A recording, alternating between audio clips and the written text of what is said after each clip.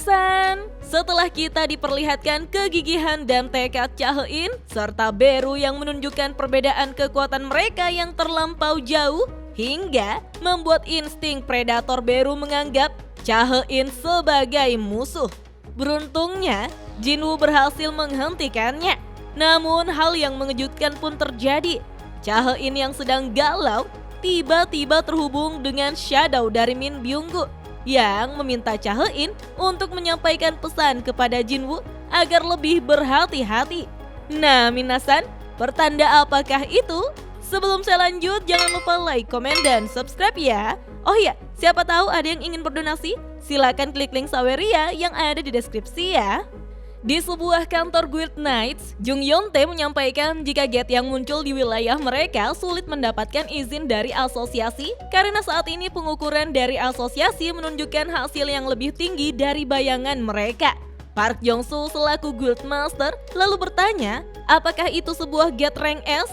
Jung Yeon-tae menjawab jika asosiasi menginformasikan bahwa pengukuran gate rank A tersebut mengeluarkan energi sihir yang sangat tinggi di antara gate rank A lainnya.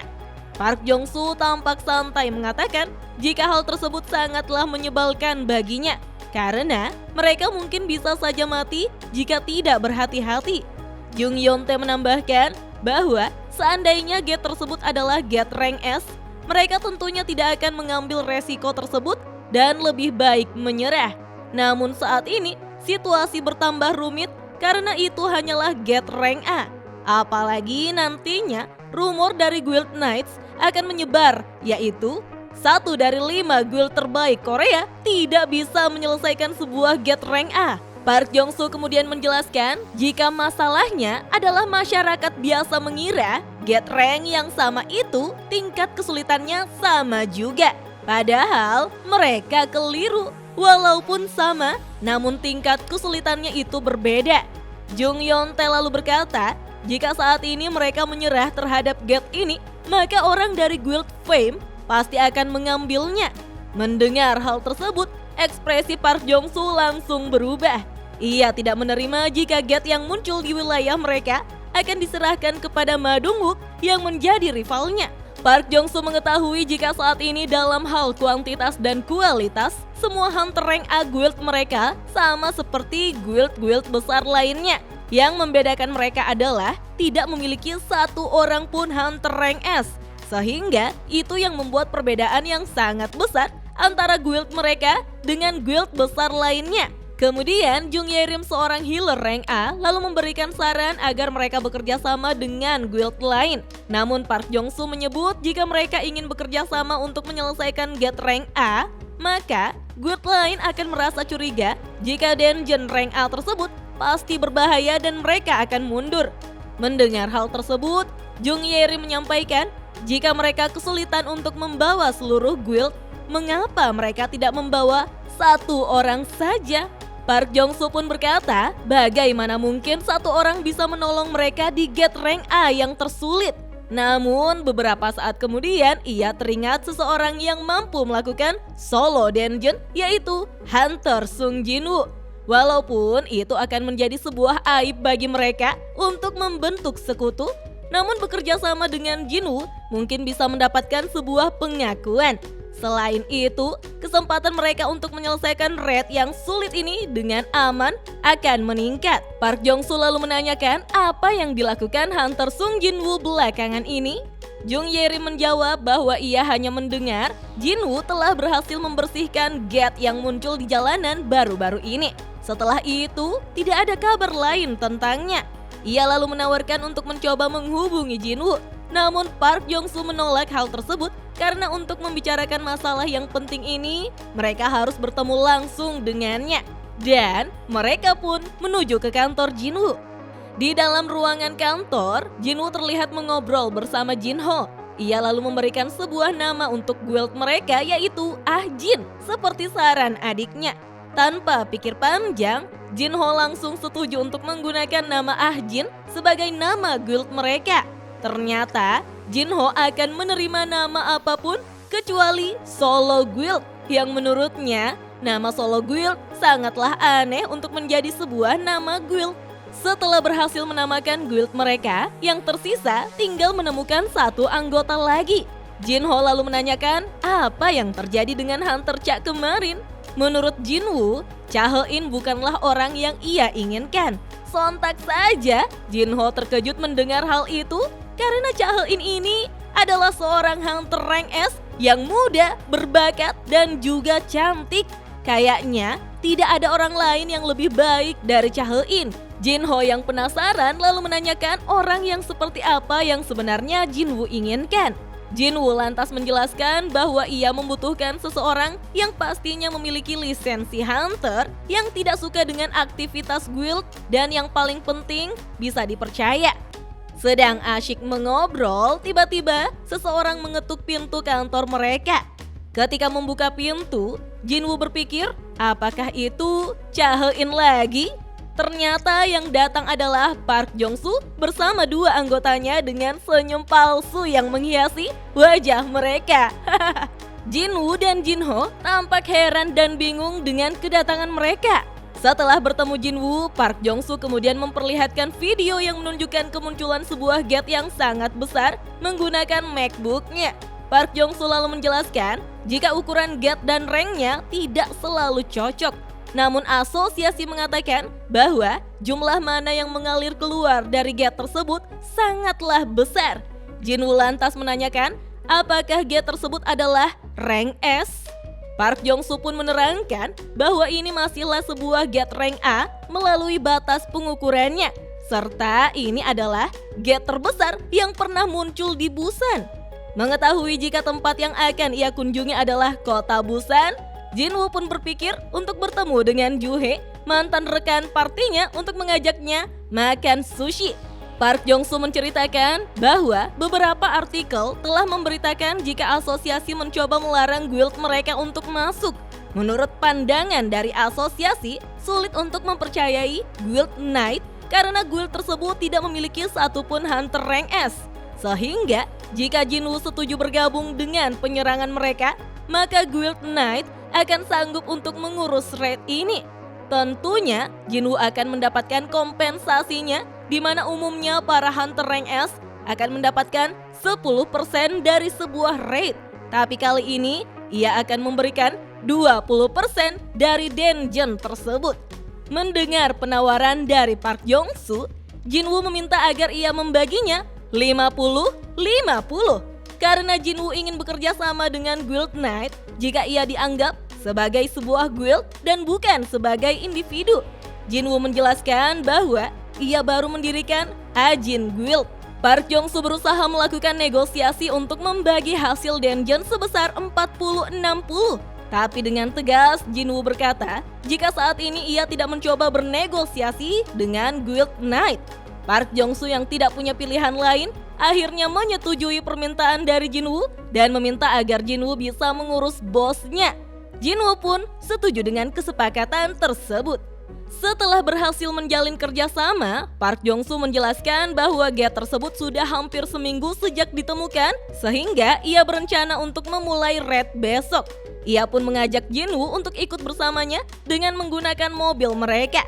Jinwoo dengan sopan menolak dan berjanji akan menemui mereka esok hari, karena malam ini ia punya urusan yang harus diselesaikan.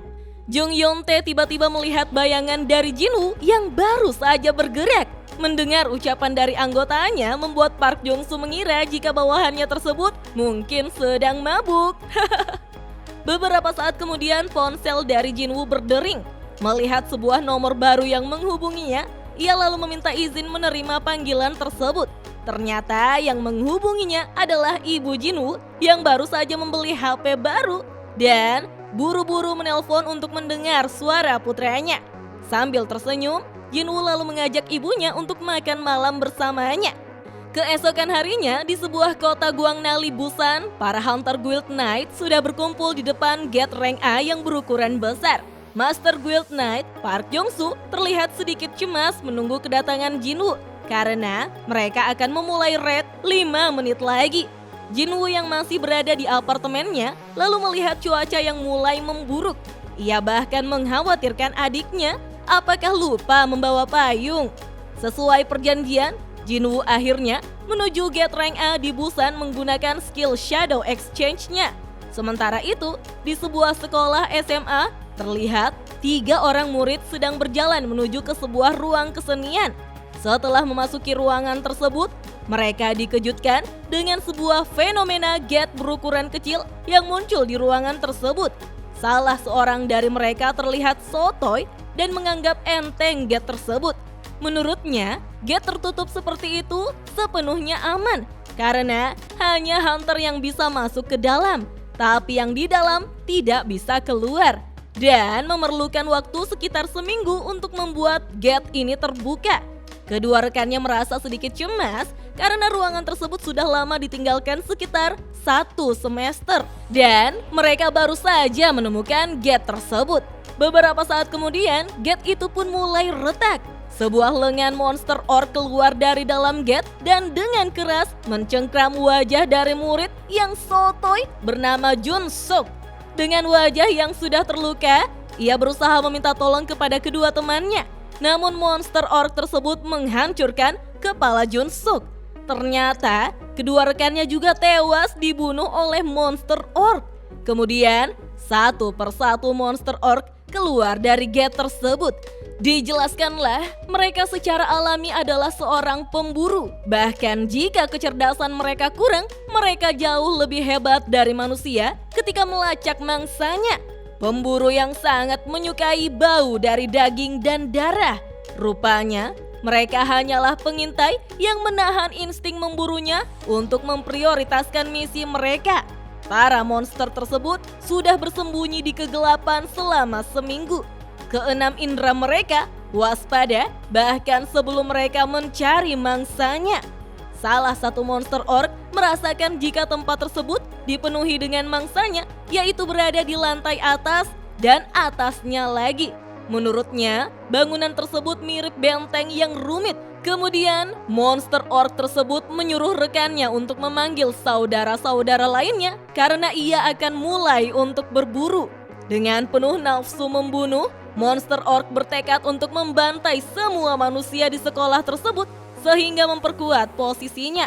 Lalu, mereka akan memulai perburuan yang sesungguhnya. Ketika melihat para manusia, monster orc langsung menerjang 2 orang siswa dengan menggunakan kapaknya. Beralih ke Jinwoo yang akhirnya tiba di lokasi Gate Rank A. Melihat gerbang tersebut, ia merasa jika itu lebih besar kalau dilihat dari dekat. Jinwoo lalu mengamati di sekitar gate, sudah ada tim pengumpul, tim penambang, tim penyerang yang berisi 13 rank A dan 20 rank B. Rupanya, Guild Knights memiliki hunter rank A yang sangat banyak. Ya, sesuai yang diharapkan dari guild dengan rank A terbanyak. Kemudian, Jinwoo pun dikerumuni oleh para hunter yang menanyakan bagaimana Jinwoo bisa mengeluarkan prajurit hitamnya. Apakah ia yang akan menjadi pemimpin untuk raid kali ini? Jinwoo tidak menyangka jika ia sekarang begitu terkenal. Namun Jung Yerim datang memberi batas antara Jinwoo dan kerumunan hunter, serta menegur para hunter agar bersikap sopan dan tidak membuat Sung Jinwoo merasa tidak nyaman dengan tingkah mereka. Ia lalu memperkenalkan dirinya sebagai healer utama dari tim penyerang Guild Knights. Jung Yerim lalu mengatakan seharusnya pemimpin raid dan healer utama pergi bersama-sama. Aduh, bisa aja nih healer cari kesempatan buat dekat dengan Oppa Jinwoo. Ternyata para hunter belum mengetahui jika Jinwoo hanya datang untuk membackup mereka. Jinwoo lalu bertanya kepada Park Jung-soo apakah ia sudah menjelaskan kepada mereka. Park Jung-soo pun menjawab jika ia akan melakukannya sekarang. Park Jung-soo mengumpulkan para hunter lalu menjelaskan jika raid kali ini ia akan bertindak sebagai pemimpin. Sontak, anggotanya menjadi sedikit kecewa. Sedangkan untuk hunter Sung Jinwoo, ia akan bertanggung jawab di bagian belakang untuk memastikan mereka semua aman. Salah seorang anggota Guild Knights bertanya apakah mereka begitu lemah hingga membutuhkan perlindungan orang lain. Apakah itu yang Tuan Sung Jinwoo dan Master Guild pikirkan? Ternyata dia adalah anak baru yang belum mengetahui ada banyak hal yang bisa terjadi di dalam dungeon. Park Jong-soo menyebut jika para anggotanya sangatlah berani. Walaupun sedikit kasar, tapi suasana seperti ini adalah hal yang biasa untuk mereka. Sambil tersenyum, Jinwoo menyebut jika mereka cukup meyakinkan. Melihat jam di ponselnya, Park Jung-soo mengatakan bahwa waktunya sudah tiba dan memerintahkan anggotanya untuk segera berangkat karena raid-nya akan dimulai. Beralih di kantor Asosiasi Hunter, salah seorang staf pelayanan menerima telepon dari seseorang yang berasal dari sekolah. Ia menginformasikan bahwa di sekolahnya ada monster yang keluar. Staf tersebut menyadari jika itu adalah sebuah dungeon break. Staf lalu menanyakan di mana saat ini siswi tersebut sedang menelpon. Siswi dengan tubuh yang berlumuran darah menjelaskan jika ia sekarang bersembunyi di toilet. Dengan wajah ketakutan ia menyampaikan jika sebelumnya ia bersama dengan temannya, namun temannya telah mati. Staf kembali bertanya berapa monster di sana dan apakah mereka berada di dekatnya. Siswi yang sudah sangat panik menjawab jika ia tidak tahu dan hanya mendengarkan banyak suara teriakan. Dengan panik, ia menanyakan apakah dia juga akan mati. Staf itu berusaha menenangkan siswi tersebut dengan berkata jika para hunter sedang bergerak ke sana dan mereka tidak akan meninggalkannya di sana. Dan menyuruh siswi tersebut untuk tetap tenang sampai mereka datang. Mendengar sedikit harapan, siswi tersebut menanyakan apa benar ia akan selamat? Staf itu berusaha menggali informasi dari siswi tersebut untuk mengetahui monster seperti apa yang keluar dari dungeon break. Siswi tersebut menjelaskan jika tubuh mereka mirip seperti manusia dengan wajah mereka yang jelek dan kulit yang berwarna hijau. Mendengar hal tersebut membuat staf pelayanan menyadari jika itu merupakan orc. Kita lalu diperlihatkan monster orc sudah menemukan keberadaan siswi yang sedang bersembunyi di dalam toilet. Staf itu pun memerintahkan siswi tersebut untuk segera lari dari sana karena orc bisa mencium. Belum selesai ia berbicara, namun ia hanya mendengar suara teriakan dari siswi yang meminta tolong sebelum dibunuh oleh monster orc. Para murid yang selamat terus berlarian menghindari kejaran monster orc. Mereka dengan sekuat tenaga berusaha keluar dari gedung sekolah untuk menyelamatkan diri.